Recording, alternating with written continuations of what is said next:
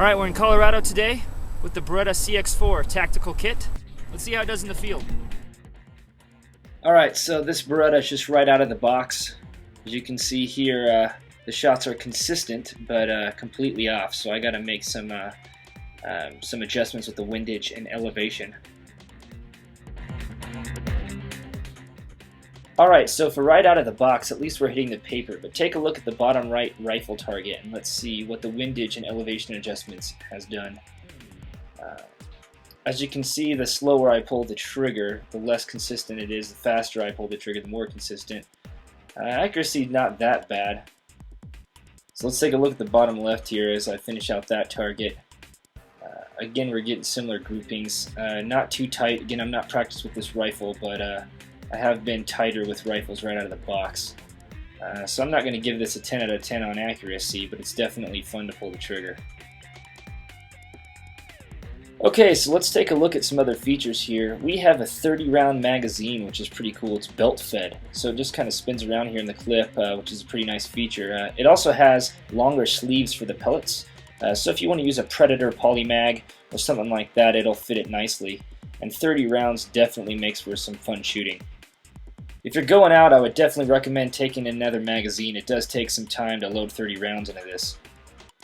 Alright, so let's take a look at the butt of the gun. There's a pretty cool compartment here for the CO2 cartridge to slide in. We're using a 88 gram CO2 cartridge that just screws right in to the top area there, and just clips back in with the rubber butt pad and fits nicely.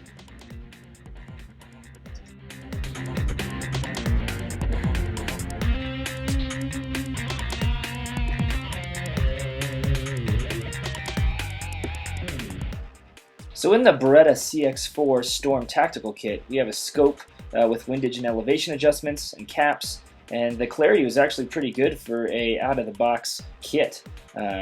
Also, we have a compensator which just looks awesome on the end of the barrel. We also have a grip that mounts to the front, and it snaps out into a bipod. And the bipod was kind of flimsy, but definitely a very cool feature. I would highly recommend getting the kit. Alright, let's jump to the chrony test. This rifle is rated for 600 feet per second, but it is a little bit cold outside, and I am using Predator polymag pellets, which tend to be a little bit slower, but these are the pellets that I'm going to want to use with this rifle on a regular basis. So as these numbers are going down, you see that they're decreasing a little bit after each shot, not just because I'm not allowing for a lot of lag time in between each trigger pull. And the average comes out to be 505.6, which isn't bad. It's definitely more than your average pistol, but not quite enough to be hunting quality. Overall, the Beretta CX4 is a lot of fun. I only have two complaints in closing, and that's just that the bipod is a little bit too flimsy, and also that the case that this rifle ships with doesn't quite fit the rifle with all the tactical accessories mounted on it. So you can see the butt of the gun hangs over a little bit on the right, and the grip's a little bit too tall to fit in the case height-wise. Other than that, I absolutely love this rifle, and the 30-round capability of this magazine definitely sets it apart from others in its class. This is a rifle that I'm going to be holding on to.